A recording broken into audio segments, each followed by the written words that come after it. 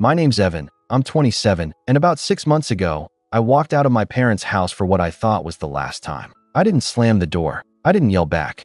I didn't even pack much, just a duffel bag with a few changes of clothes and my laptop. I was done, completely done. And yet, here I was, sitting on my couch in my new apartment, staring at my phone as it buzzed nonstop with messages from my parents, their numbers flashing across the screen like a bad joke. It was almost funny. Almost. But let me back up. Because if you're reading this, you're probably wondering how I got here. Growing up, my parents weren't exactly warm. I wouldn't say they were outright abusive, but love in our house had conditions. I was the responsible one, the dependable one, the kid who never rebelled, never got into trouble, never gave them a reason to complain. My older brother, Zach? Oh, he was the golden child. He could do no wrong, even when he was wrong. He dropped out of college. He's just finding himself. Got fired from 3 jobs in a row. Corporate jobs just don't appreciate his creativity. Moved back home at 30 with no job and no real prospects. Times are tough for everyone. Meanwhile, I got my first job at 16, put myself through college on scholarships and part-time gigs, and started working in finance straight out of school. I never asked my parents for a dime. But you know who did? Zach. And guess who was expected to pick up the slack when our parents started struggling with their mortgage? Yeah, me. I didn't complain at first. I had the money, and they were my parents. They never outright demanded it, but the guilt trips were insidious. Mom would sigh dramatically when I visited, talking about how hard things had been lately and how we're just a little short this month. Dad would mention, completely casually, how Zach was trying so hard, but just needed a little more time to get on his feet. I knew what they were doing, and I let them do it. At first, it was just covering their utility bills here and there. Then it was groceries. Then a temporary contribution to the mortgage. Temporary stretched into every month. Soon, I was paying for almost everything outside of their car payments. And Zach, he just sat around the house, playing video games, acting like a guest in his own home. I gritted my teeth and dealt with it. I figured they were my family. Families help each other. But then, 6 months ago, things came to a head. It was a Sunday afternoon, and I had just finished a long week at work. I stopped by my parents' house like I usually did, bringing over a few groceries because I knew they would have forgotten to go shopping again. I walked in, bags in hand, only to find Mom sitting in the living room, arms crossed, lips pressed in that thin line she always got when she was gearing up to be angry. Zach was on the couch, as usual, looking completely unbothered, tapping away on his phone. Dad was standing in the kitchen, shaking his head like he was disappointed in me for something I didn't even know I'd done. I barely had time to say hey before Mom launched into it. "We need to talk, Evan." That was never a good sign. I set the bags down, already exhausted. "About what?" Dad sighed, stepping forward.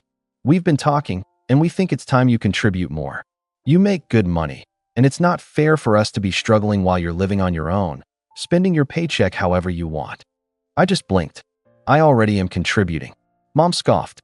"A few bills here and there? That's nothing compared to what we need." My hands curled into fists at my sides. "I've been covering the mortgage for the past 2 years. That's not nothing." Zach, who had been silent up until now, actually had the nerve to roll his eyes. "Come on, man. You know they've done a lot for us. It's just money." I snapped my gaze to him. "Us?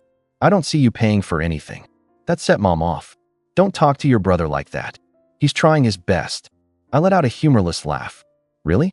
Because from where I'm standing, all he's trying to do is set a world record for most consecutive hours spent doing absolutely nothing." Dad stepped in, voice sharp. "Enough. We're asking you to step up. The house is too much for us to handle alone. If you were a good son, you'd take responsibility." Something in me snapped right then. I had given them everything. My time, my money, my patience. And it was never enough. It was never going to be enough. I inhaled slowly. "Let me get this straight. You want me to take over the mortgage completely? Pay for everything, while Zach continues to do nothing. And you don't see anything wrong with that?" Mom's lips thinned. "We just thought, as our son, you'd want to help your family." "And what exactly is Zach?" I asked, voice dangerously calm. "A houseplant." Zach sat up, glaring at me. "I hate you, dude. I didn't ask for this." "No," I said, grabbing my bag. "But you sure did benefit from it." Mom stood up, anger rolling off her in waves. "If you walk out that door, don't bother coming back." I stared at her for a long moment.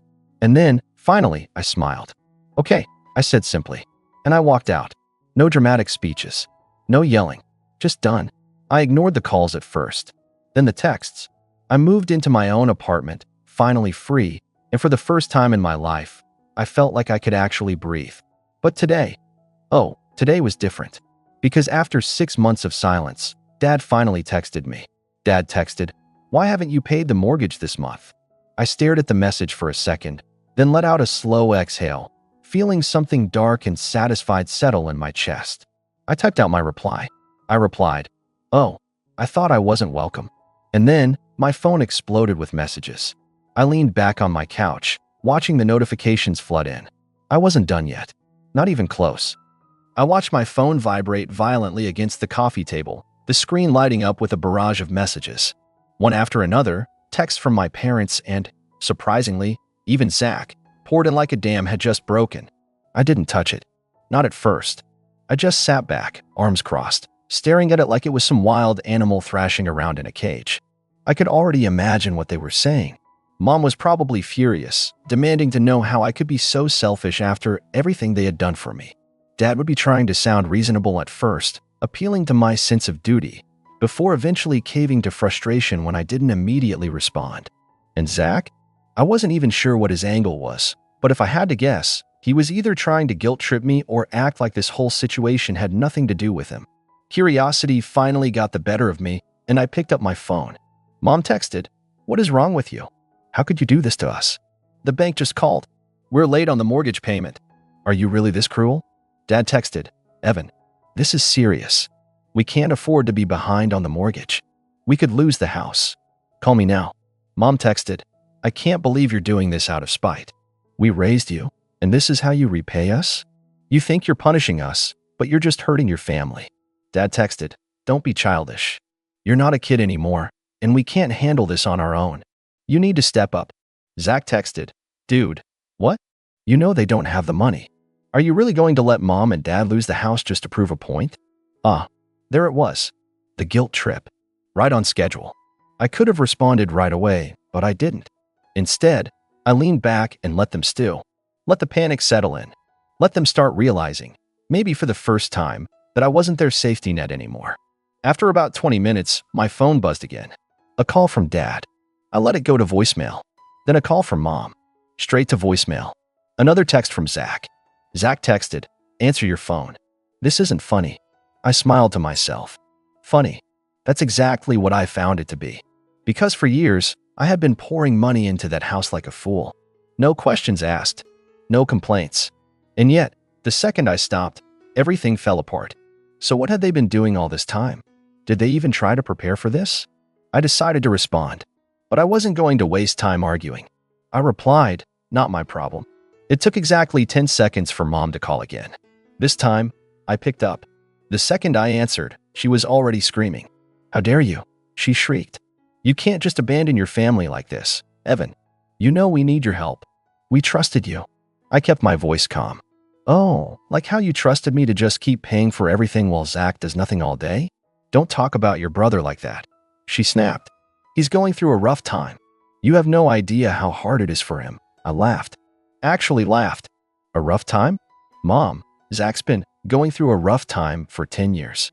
You know who else had a rough time? Me. While I was working hard to keep a roof over your heads." She sucked in a breath, but I wasn't done. "You told me not to come back," I continued. "So I didn't. And now that the money's dried up, you're suddenly acting like I owe you something? That's not how this works." She was quiet for a second. Then, her voice turned venomous. "We did everything for you, Evan. Everything. And this is how you treat us? You walk away when we need you the most." I let out a slow breath. "No, Mom. I walked away when you made it clear I was only useful as long as I was paying your bills." Silence. Then, Dad's voice cut in. He must have grabbed the phone from her. "Evan," he said, his voice lower, more measured. "We just need a little help. Just this month. We're already behind, and we don't have enough to cover it. If you don't help, the bank is going to start foreclosure proceedings." I felt something sharp twist in my chest. Not guilt, anger. Because this was what they did. Always. Push, push, push until I had no choice but to give in. Make me feel like the bad guy for finally setting boundaries. But not this time. I exhaled through my nose. Sell the house then. Mom's voice exploded in the background. We can't sell the house. This is our family home. I shrugged, even though they couldn't see me. Sounds like a personal problem. Dad inhaled sharply, like he was trying to keep his cool. Evan, be reasonable. We just need a little support until we figure things out. Figure things out? I repeated, voice flat. Like how to finally get Zach to pull his weight? Or how to guilt trip me into fixing your mistakes again? Enough, Dad snapped. I'm done begging. You're our son, and you will help us. I felt my lips curl into a slow, bitter smile. There it was. The real them. Not desperate. Not helpless. Entitled. Well, I said, dragging out the word. It looks like you'll have to figure this one out on your own. Then I hung up. Almost immediately, more texts came in. From Mom. From Dad. From Zach. Furious. Desperate. Insulting. But I didn't care. For the first time in years, I finally felt free. But something told me this wasn't over yet. Not even close. A few hours passed, and I was feeling good. Really good. I stretched out on my couch, flipped through some random TV channels, and enjoyed the rare silence of a day where I wasn't getting sucked into my family's endless black hole of demands. Then my phone rang. I sighed, already knowing who it was. But when I checked the screen, I actually laughed. Zach. Again. I let it ring out. A voicemail popped up a minute later. I played it on speaker, mostly for my own amusement. Dude, Zach started, his voice low and serious, like he was some kind of mafia enforcer. You really messed up this time. Mom's crying. Dad's freaking out. You need to call them back and fix this. I rolled my eyes. Fix this. Like I had set their house on fire instead of just stopping my unwilling role as their personal ATM. I was about to delete the message when Zach's voice lowered even more, like he was about to deliver some real tough guy wisdom. You're being selfish, man. You think you're proving some big point, but all you're doing is destroying our family. I swear, if you don't pay the mortgage, I'll click. I deleted the voicemail before he could finish. Zach had always been full of empty threats. What was he gonna do? Yell at me harder? Beg for money aggressively? Before I could even put my phone down, another text came in. This time from Dad. You don't seem to understand the gravity of the situation. This isn't just about us. If we lose the house, you won't have anywhere to come back to, either. I laughed. Come back? Did they think I was going to come crawling back if they just let this go long enough? I tapped out a response. Me. I seem to be doing just fine without it. That must have struck a nerve, because 2 seconds later, my phone exploded with a call from Mom. Against my better judgment, I picked up. I hope you're happy, Evan, she screeched. No hello, no build-up, just straight to emotional terrorism. The bank called again. We have days before they take her home. How could you do this to us? I held back a yawn. You mean the home I apparently had no right to exist in anymore? That one. Don't you dare mock me, young man. Oh, I dare, I said lazily. I really dare. She let out a furious noise, somewhere between a gasp and a growl. I continued, my voice syrupy sweet. Mom, let's recap. A few weeks ago, you told me I was ungrateful and that I should leave and never come back. So I left and never came back. And now you're mad at me for doing exactly what you said. That's not the point. Oh, I think it is. You don't understand, she seethed. This house means everything to us. It's the house you grew up in. And yet, the second I stop paying for it, it's about to collapse like a house of cards. Wild, huh? Silence. I smirked. Say, while we're at it, I gotta ask. What exactly was the plan here? You knew for years that I was covering the mortgage. So what was the grand strategy if something happened to me? Or did you just assume I'd keep slaving away forever? More silence. I let out a fake gasp. Oh, no. You didn't actually think that far ahead, did you? Mom inhaled sharply, like she was about to go on another tirade, but I cut her off. You know, I've been thinking, I said. Maybe it's time for Zach to step up. I mean, he does live there rent-free. Seems only fair, right? Mom actually had the audacity to laugh, like I had just said the funniest joke she'd ever heard. Zach, she scoffed. Oh, Evan, don't be ridiculous. Zach isn't built for that kind of responsibility. Interesting, I mused. So what you're saying is that I, your other son, was just expected to do it? Because I was built for responsibility? You were always the responsible one, she sniffed. You always knew how to take care of things. Unlike Zach, you actually, I cut her off with a chuckle. A cold, Sharp one. Got it, I said. So I was punished for being responsible, and Zach was rewarded for being a leech. Thanks for finally saying it out loud. Evan, stop being dramatic. Oh, you haven't seen dramatic yet, I said cheerfully. Tell you what, since I'm in such a good mood, I'll make you an offer. There was a beat of hesitation. What kind of offer? I'll call the bank, I said. Right now. Mom inhaled sharply, like she was about to cry with relief. You will? I grinned. Yeah. I'll call them and ask how long you've actually been behind on payments. Because let's be real, there's no way this problem started the moment I stopped paying. Silence. Dead silence. I leaned back in my chair, enjoying the moment. Oh, you didn't think I'd figure that out? I teased. You've probably been missing payments for months, haven't you? But you figured as long as I kept covering for you, you'd be fine. Mom's breathing grew shaky. Evan, I wonder what else I'll find out, I mused. Maybe how much of my money actually went to the mortgage and how much of it just disappeared. No, Evan, listen. Oops, gotta go. I said cheerfully. You know how it is. So many calls to make. And then I hung up. I could already imagine the chaos on the other end. Mom panicking. Dad pacing. Zach sitting there like a useless lump, wondering if this was the part where he finally had to be a functional adult. But this was only the beginning, because now I was really mad. The moment I hung up, my phone started blowing up again, calls, texts, voicemails. It was almost comical. 1 second, they were kicking me out like I was some useless extra in their perfect little family, and the next, they were desperately trying to reel me back in. Too bad for them. I wasn't biting. Instead, I leaned back and scrolled through my banking app, checking old transfers I had made to them over the years. Thousands and thousands of dollars, all sent like clockwork. But here's the thing. If the mortgage was barely being paid now, what had they been doing with all that money before? That question buzzed in my mind as I finally made a call, not to them, but to the bank. It took a few minutes to get through, but when I finally spoke to someone, I explained the situation in my best, concerned, and responsible adult voice. Hi, I used to handle my parents' mortgage payments, but I recently stopped. I just wanted to check the status of their account. The rep asked me a few questions, then put me on hold. And when she came back, the answer nearly made me laugh out loud. Sir, it looks like the account has been delinquent for nearly 8 months. 8 months.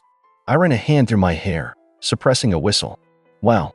So, you're saying that even while I was sending them money, they weren't paying? Another pause. It appears so, yes. Now that was gold. I ended the call, a grin stretching across my face. Oh, they were done. But I wasn't done yet. I took a deep breath, then, for the first time since all this started, I actually called Zach back. The phone barely rang before he picked up. Evan. Finally. Dude, you need to fix this. Hey, quick question, I interrupted. Where do you think all the money I sent went? Silence. I pressed on. The bank says they haven't received a full mortgage payment in nearly 8 months. So where did it go, Zach? A long pause. Then, I don't know what you're talking about. I snorted. Oh, come on, man. You live there. You had to notice something. Mom and Dad suddenly buying more stuff? Taking trips? Where did the money go? He spluttered. Why does that matter? The point is, I cut in. They've been lying. They've been letting me pay while they pocketed the rest. And now they're only freaking out because they finally ran out of my money. Another silence. Then, suddenly, Zach let out a frustrated breath. You don't get it, Evan. There are parents. They needed help. Oh, trust me, I said, my voice dripping with sarcasm. I got that memo loud and clear. In fact, I got it on repeat, every month for years. You're being cruel, Zach shot back. You're letting them suffer. No, Zach. I'm letting them face the consequences of their own stupidity. I could practically hear his jaw clenching. But before he could try another guilt trip, I hit him with the real kicker. You know, I was actually going to feel bad about all this, I said. But after learning they were lying to me for almost a year? Nah, they can figure this out without me. You're making a mistake, Zach growled. I smirked. Yeah? We'll see. And I hung up. I barely had time to toss my phone on the couch before the next call came in.